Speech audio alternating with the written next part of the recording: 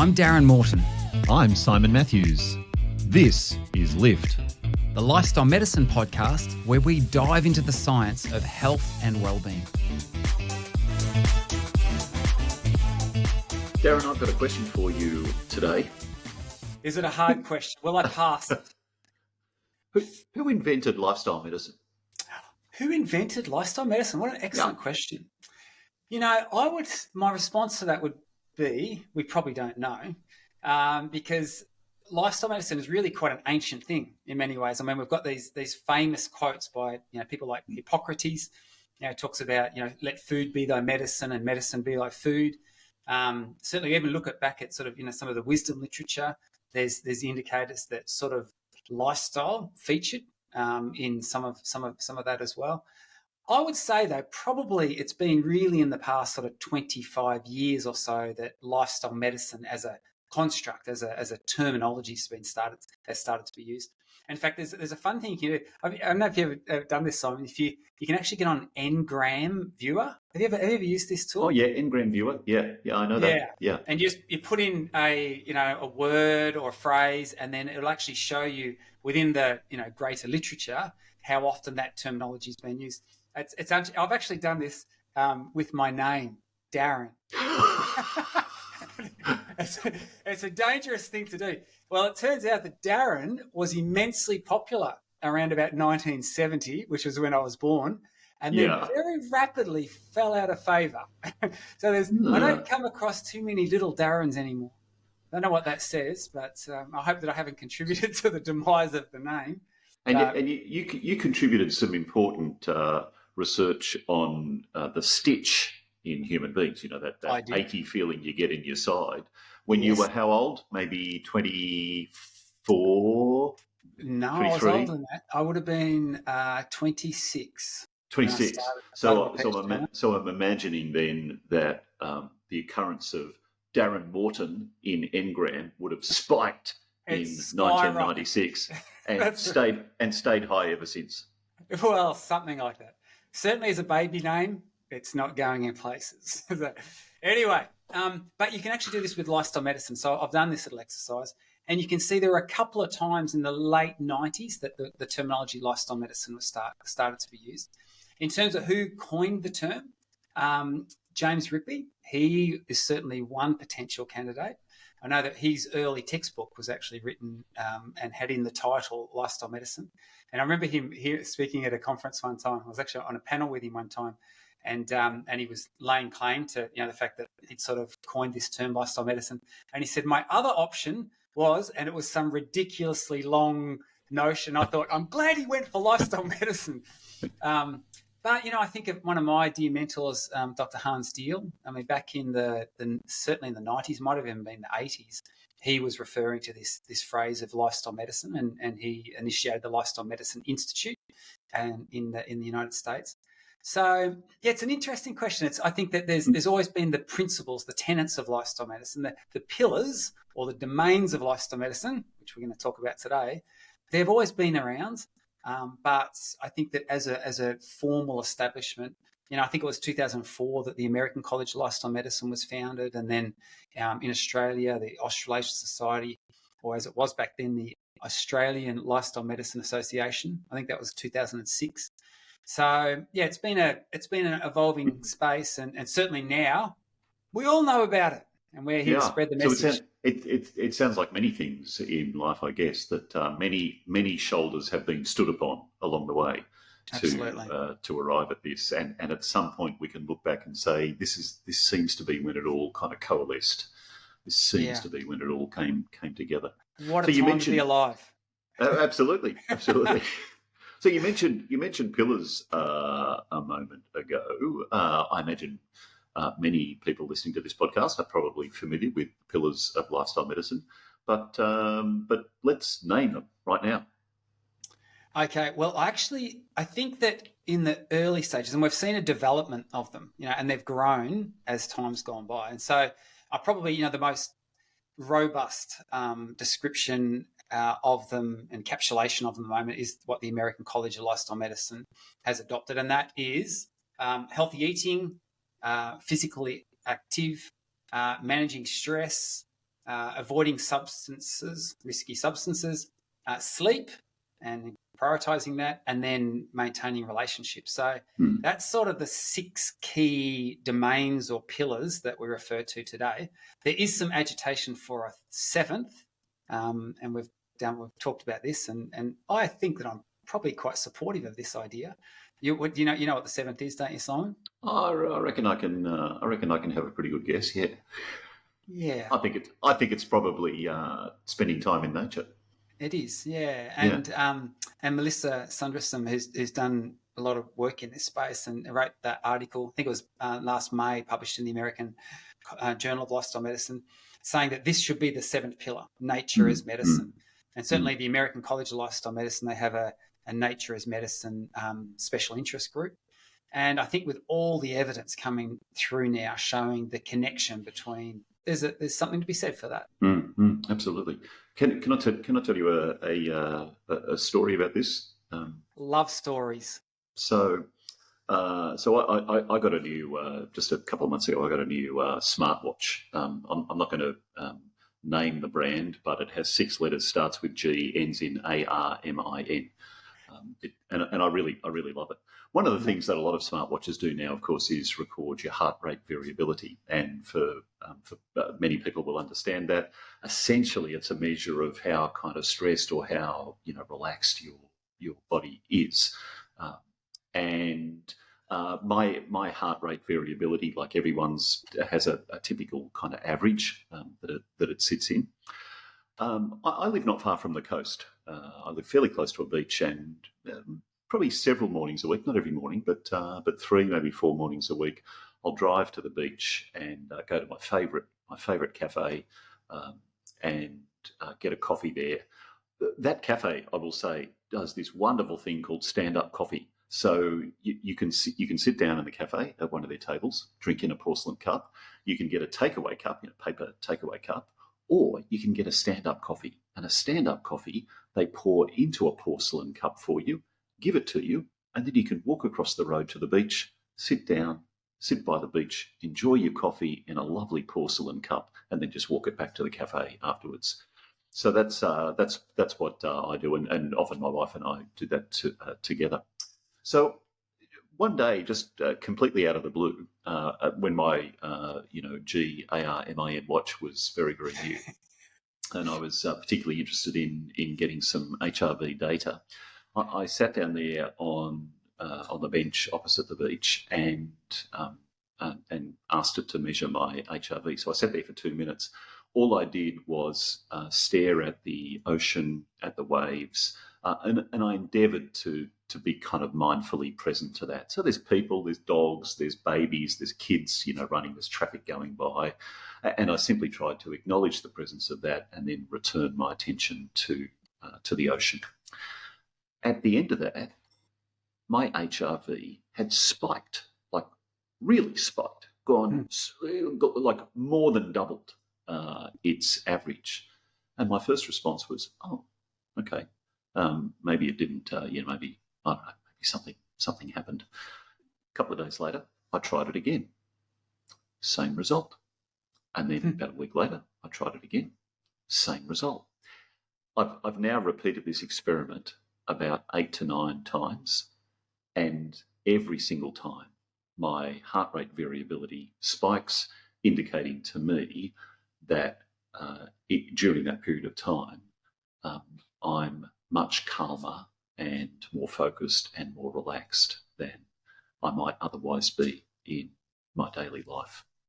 So there's a really powerful indicator of the value of even grabbing 2 minutes just to feel a little bit immersed in a natural environment. For sure. I think we're making a pretty good case for nature as medicine. So any of the policymakers in the American College of Lifestyle Medicine, hope you're listening to this. And certainly it might be a great topic for a separate podcast in itself, because I'm greatly intrigued by the work that's being done on the connection with nature and how that influences health outcomes. But, the established 6 pillars, just returning to them for a moment, it's been really interesting to see the evolution of them and how they've become over time embedded in lifestyle medicine, because as this sort of lifestyle medicine movement, even before it had that official name, as it was evolving and I'd say really started to come to the fore in the middle of the last century, it started off pretty much more focused on three key pillars. And then we saw an evolution of more and more pillars being adopted and added. And then, and maybe we'll look at this in a moment. And then there was a time where there were actually many, many more pillars. And then those domains have sort of just been reduced and collapsed down to the current 6 that we have. So should we have a consider the journey, the evolution of these things, Simon? Yeah, How's absolutely. So one of the ones that one of the conceptualizations I'm aware of is the one put forward by Dr. David Katz, yes, which involves, if I'm not mistaken, or at least it did involve initially, feet, fork, and fingers. Fingers. I love that. In fact, I love everything about the work of Dr. David Katz, and he's just a remarkably good guy too. In fact, when I contacted him when we were re-recording, doing an update to the Lift project a couple of years ago, I said, "Hey, I'd love you're the leading light in this space. I'd love to have you present on the program and he said, "Be happy to." And he actually did it, and he didn't even charge us. So that's the kind of give back kind of character he is. But what I love about him, and he has this incredible ability to take really complex constructs and make them simple. And I love that idea where he talked about feet, fingers, and forks. And so what he's summating there are these 3 key pillars that were certainly prominent in the early days of lifestyle medicine. So feet, obviously, what we do with them and how we move them and how we walk around, and certainly physical activity is a key component of the lifestyle medicine space, which warms my heart because that's my background. I feel like that was my key interest area. So the fork is obviously what we do with what we consume, and nutrition. I would say nutrition has probably held a prominent role in the lifestyle medicine space over the years. I think back once again, I mentioned Dr. Hans Deal, who created the CHIP program. He used to always tell me, he'd say, Darren, CHIP, which is a prominent lifestyle medicine intervention. He says, CHIP is a nutrition-driven program, because I'd always be saying to him, Hans, let's put more exercise in there. And he's like, Darren, so CHIP is a nutrition-driven program, and certainly other leading lights like Dr. Caldwell Esselstyn. He all the work that he did, he actually says that things like heart disease, they're food-borne illnesses. Right, so there's very much that center stage approach when it comes to nutrition. So that's the fork part, according to Dr. Katz. And then the fingers is smoking. And this is sort of a no-brainer now. I mean, no one's disputing this. But going back, several decades ago, there was still debate about this. And we've all seen the comical now. I smoke Camel cigarettes because I probably shouldn't have named and shamed, but I smoke this brand because it's opens up my lungs and does great wonders for my airways. I've even got this photo in my files of the early Tour de France riders who, before they came up for the big climbs into the Pyrenees, one of the jobs of the chief domestiques in the peloton was to light up the cigarette and get it well going so that they could hand it to their lead rider, so that they could really draw hard on these things to fortify themselves for the climb to come. And so obviously that the whole understanding of that space has changed. But certainly in the early stages, I would say that it was nutrition was centre stage, of risky substances, particularly smoking and tobacco, and then physical activity were the key pillars of lifestyle medicine.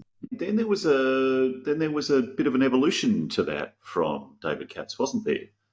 There was some more words that started with S. Yes, there was, and that was sleep. And I actually surprised me that it took us this amount of time to get to that point and recognise the merits of sleep. I mean, sleep is just so profoundly important. Certainly from a mental health perspective, you don't have to go for very long before you realise this makes you suffer if you don't prioritise and do well in the sleep space. So to his feet, fork and fingers, he added sleep, stress, and obviously the connection between mental health and physical health. There, I know that this is one of your pet topics you talk about, that they're expressions of the same thing. That reciprocal relation is so profound. So there's sleep, stress, and I love this one because it's love. And what he says is that love, our social connectedness and our relationships, that just plays a really pivotal role in our health outcomes. And, what's interesting, and obviously another remarkable, sort of father, I was going to say grandfather then, but he might not like that term, but a father of lifestyle medicine was Dr. Dean Ornish.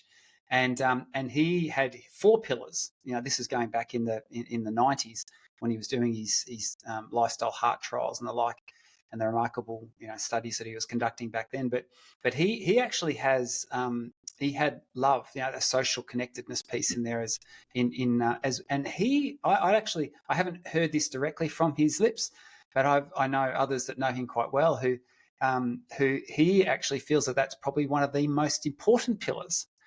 As important as what you eat and how you move and how you manage your stress.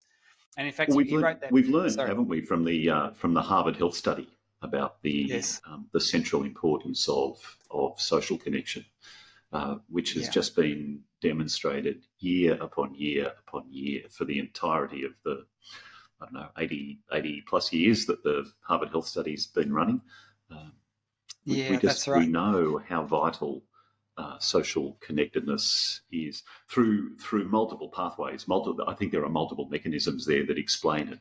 First of all, it's a way of sharing joys and excitements and pleasures. It's a way of sharing burdens and worries. It's a way of receiving advice and encouragement.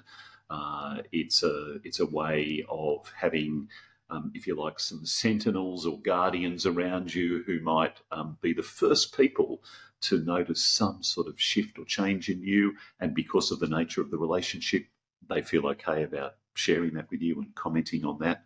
So there are so many ways in which social connection seems to help us. Well, I remember Dean Ornish actually wrote a book called Love and Survival. And I remember just being blown away by that when I read that, and it was published, several years ago now. But just showing and demonstrating that connection between social connectedness, having love in your life, and love in its various different, expressions and forms, and the connection to longevity, and none the least of which, we could talk about quality of life as well. But that social connected piece is truly really important. And this is one thing I love about lifestyle medicine is that it paints a really holistic picture of all the elements that come together to help us humans thrive. Lift is supported by the Lift Project, an educational adventure where you learn science-based ways to lift your mood and your life. The Lift Project is lifting lives around the globe, in healthcare settings, workplaces, schools, universities and communities. To find out more, visit theliftproject.global.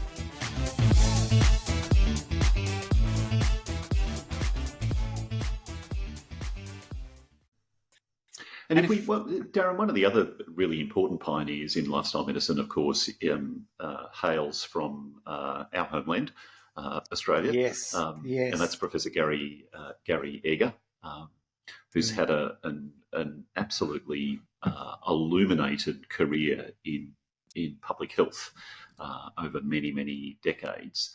And he also has a model of the factors that, in a sense, load on to our health and well-being.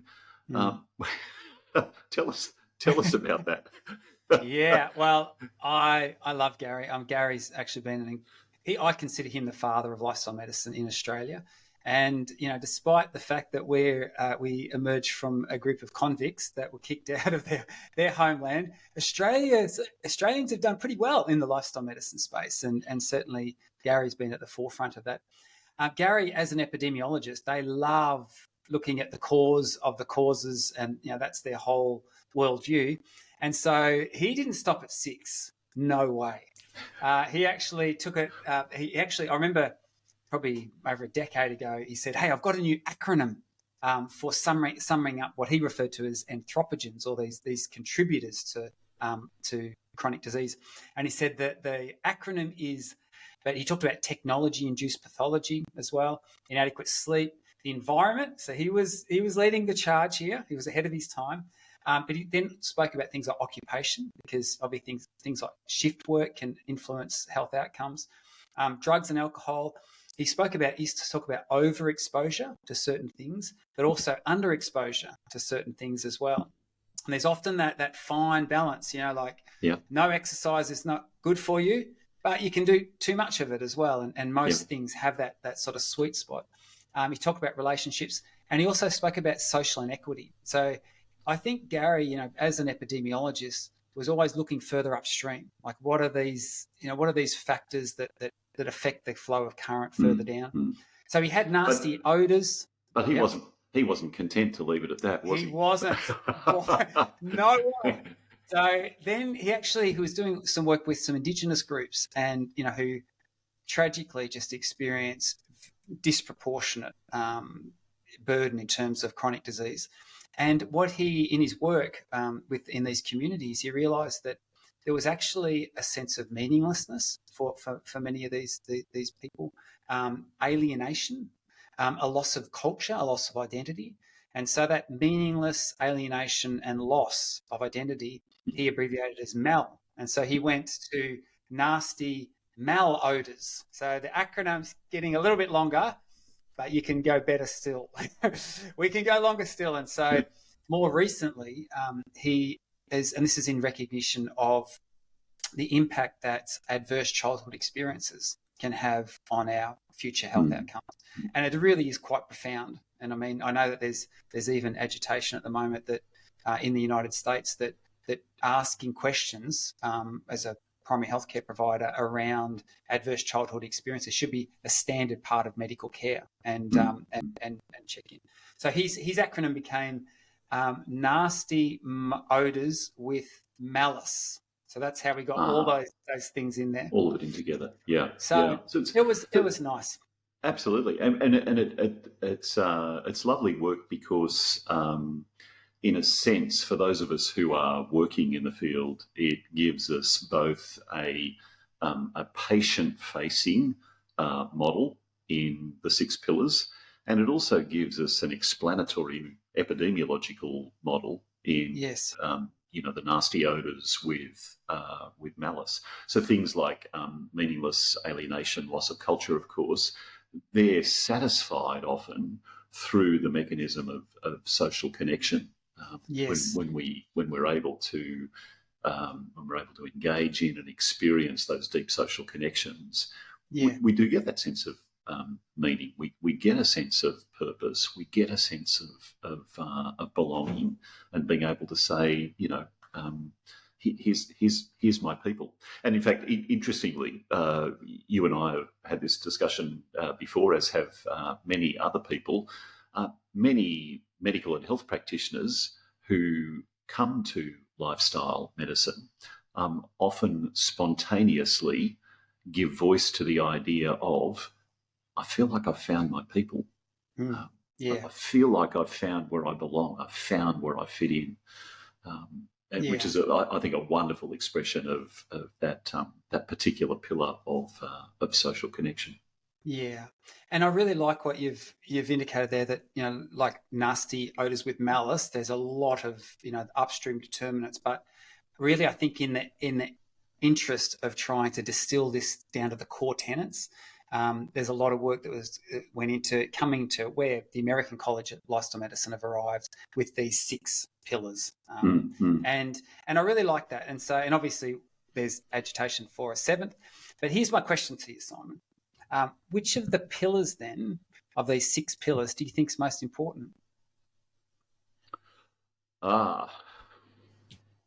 Yeah, good question. And I'm going to answer all of them. And, that really is, or really comes from, I guess, the very early training that I did, even before I became a psychologist, in systems thinking and systemic approaches to therapy, and that training I did and those ideas still inform the work that I do today. And I think one of the really important things, at least for me, about the pillars. In fact, I'm going to say here, I don't even like using the word pillars because of the visual that it evokes. So when you say pillars, you literally think about 6 columns or 6 pillars, all distinct from each other, holding up a structure. In fact, I think it's much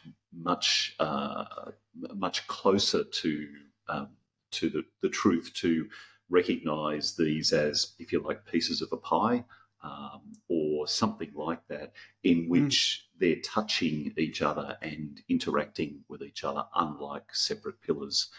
And I think that actually reflects what happens in the real world. So, for example, if you're managing, if you're eating a healthy diet, and I think of Michael Pollan's words, eat food, mostly plants, not too much. If you're eating that way, that's going to have a lot of downstream benefits for you. You're going to sleep well. You're going to feel energized to do exercise when you are exercising regularly, when you're sleeping well. You're going to find it easier to manage your stress. You're also going to find it easier to maintain a healthy body weight. When you're sleeping well and well rested, you're going to have the mental space for social connection. I know for me, if I'm tired, if I'm feeling stressed and tired, the first thing I want to do is not talk to anyone. I just want to be by myself. So that really, if I don't manage some of those other pillars, it has a flow-on effect for the social connection. So I think for me, none of them has more importance than the other, and I think it's more helpful to think about them as interconnected and having not bi-directional relationships, but multi-directional relationships between them. And in fact, I think that's also a really useful framework. We're going to talk at some stage down the track about behavioural change. I think this is also really important for supporting patients to engage in behavioural change, because it means there's no specific place that you have to start. If you recognise that all of these pillars are connected, then we can start wherever that person has the most energy and interest to start. I think that's, and then we can move from there. Yeah, I think that's really insightful. And it's interesting as you described that, I was using the phrasing pillars, but the sort of a pie and slices of the pie is actually the way that the American College of Lifestyle Medicine represented. When it's a circle, and it almost looks like there's Lego pieces that are clipped together, indicating and representing that interconnectedness. It's interesting. I asked that exact same question though to Dr. John Kelly, who was the founding president of the American College of Lifestyle Medicine. He visited Australia a number of years ago, and while he was here, got to spend some time, and I found out he was an aviation enthusiast. And I said, "Hey, John, do you want me to take you hang gliding?" And he's like, "Let's do it." So I took him for a tandem hang glide, and we got to chat. And I actually said that same question. I said, "Hey, John, what's the most important of all of the domains of lifestyle medicine?" And he acknowledged that interconnectedness. And I remember saying, "Hey, quick, get the answer, because if this answer's not good, this landing could go really poorly." As we're flying above the coastline around my local area and here in Australia. But his comment was really insightful too. And he said, "You know what? Where do you start? Well, it's probably different for different people. But then there's that flow-on effect to across all the domains anyway." So anyway, you'd be pleased to know the landing did go well. I remember saying to John, when we come into land, because there's no wheels on this thing, you've got to run it out. So I said, we just run as fast as you can. He said, "All right, let's go." I said, "Okay." And so we started setting up for our landing approach, and then we were still a couple of 100 feet above the ground. And I remember looking across, and his legs were in full sprint mode. So anyway, a great passenger, great to have on board. So here's a question to follow that. Why don't we have? I mean, we've just been talking about this idea of interconnectedness and in interrelated systems and so on. Why do we not have more pillars of lifestyle medicine? For example, I mean, it seems pretty undeniable, at least to me, that the well-being and health, metaphorically, of the planet is also directly related to our own well-being and health. If we burn up the planet, or if we exhaust the resources in the planet, there's nothing left for us either. Why are things like planetary health not part of the pillars? Well, I think that they're in some certainly some of the lifestyle medicine conferences I go to, there's a lot of talk about this as well. I think that I certainly, from the perspective of the American College of Lifestyle Medicine, I know that they've been very intentional about keeping lifestyle medicine within the house of medicine, because it's probably quite easy to get not distracted, but sort of give attention to other areas and then dilute the core area where we can have impact. So almost becoming overwhelmed by those other things. I think that's possibly played into it. But I think that it's been, when we look at over time, the evolution in these domains of lifestyle medicine, we've seen that sort of the growth, and then sort of, entertaining all of these different factors upstream as far as we can think. And then there's almost this settling back to these 6 core that we currently have. And I think that it just, probably from simplicity's sake as well, if someone says to me, hey, rattle off the 17 domains of lifestyle medicine, I'm like, oh, wait a sec, I don't have that many or fingers, maybe if I pull my shoes off, but I think 6 is probably something that we can get our head around and make good sense of, but 7 could be good as well. Absolutely. I think certainly the manageability of the pillars, I think, matters. When we're having conversations with patients and clients, I think it's important that they're able to conceptualise the elements that are going to lead to good health for them, or lead to improved health. There's another part of it that I think is really important here too, and that is the idea of efficacy, the idea that there is something that I can actually do about this myself. And I think if we begin identifying too many factors that are beyond my direct control, then it becomes problematic for me to affect changes in my own health and well-being. And I don't want to sound negative here, because I personally, I'm very conscious about planetary health. I'm exceedingly conscious about consumption and waste. I avoid waste wherever I can. I avoid consumption that's just going to produce more waste wherever I can. Wherever I can, I recycle, I reuse. So I have a reasonably, I think, wide-ranging awareness of this. But I'm also fairly realistic that my decision not to use a takeaway coffee cup probably doesn't make that much difference to outcomes in the world, even if I do that for my whole life.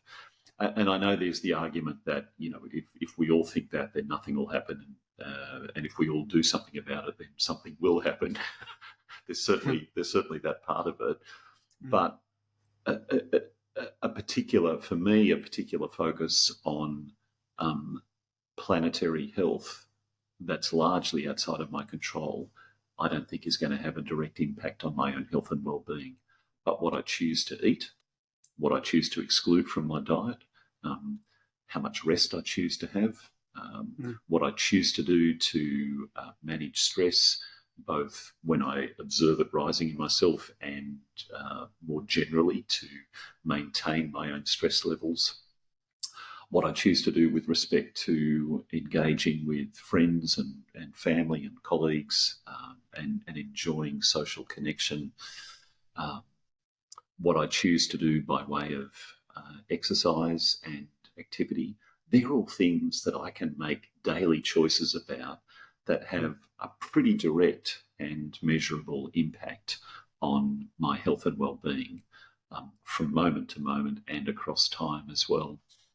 Mm. So for me, having pillars that are modifiable by individuals that directly affect their own health and well-being is a really key part of this. And of course, I think, to go back to the earlier part of our conversation, I think nature is one of those. I think that we can make choices to spend time in nature, whether that's being in the bush, whether that's walking by the ocean, whether that's just hanging out in your local city park for an hour or something like that. All of those things are choices that I can make about me day by day, and they have a direct impact. The other things I think tend to become more and more distal factors that systemically do have some impact, but they're less and less things that I can control and manage in my own daily life. I like that, and I think that's a great place to end.